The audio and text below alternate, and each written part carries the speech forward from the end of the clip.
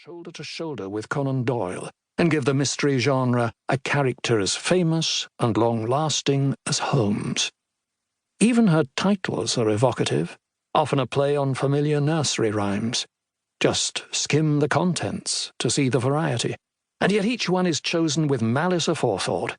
Christie does nothing by chance. But the mystery here, aside from the wonderful stories, is Hercule Poirot himself. Christie leads us on a merry chase, giving us more about his appearance than his biography. Clues abound, but you must watch for them and eliminate the red herrings Poirot himself deliberately plants about his past. What cases had he already solved by the time he reached England? How old was he? Why did he choose to live in a certain place? Why was he well known to the Belgian royal family? Why had he never married? What was the connection to Captain Hastings? And what was Hastings's first name?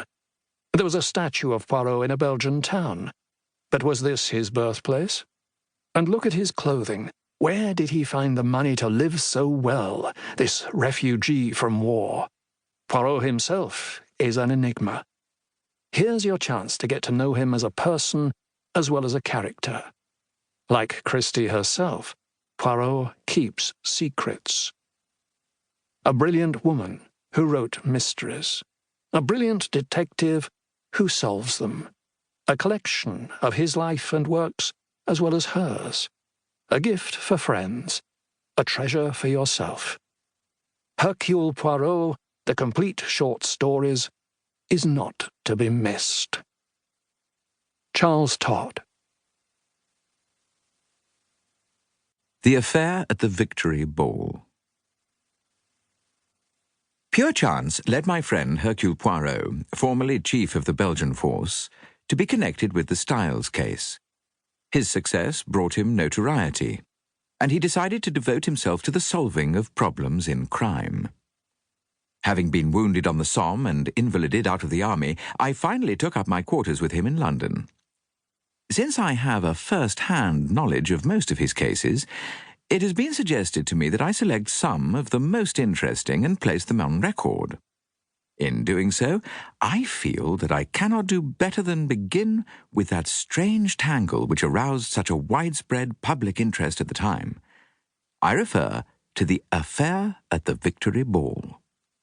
Although perhaps it is not so fully demonstrative of Poirot's peculiar methods as some of the more obscure cases, its sensational features, the well-known people involved, and the tremendous publicity given it by the press make it stand out as a cause célèbre. And I have long felt that it is only fitting that Poirot's connection with the solution should be given to the world. It was a fine morning in spring, and we were sitting in Poirot's rooms, my little friend, neat and dapper as ever, his egg-shaped head tilted on one side, was delicately applying a new pomade to his moustache. A certain harmless vanity was a characteristic of Poirot's, and fell into line with his general love of order and method. The Daily Newsmonger, which I had been reading, had slipped to the floor, and I was in a deep brown study when Poirot's voice recalled me. Of what are you thinking so deeply, mon ami?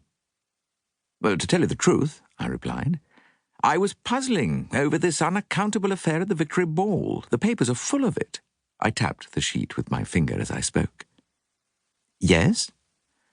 Well, the more one reads of it, the more shrouded in mystery the whole thing becomes. I warmed to my subject. Who killed Lord Cronshaw? Was Coco Courtney's death on the same night a mere coincidence?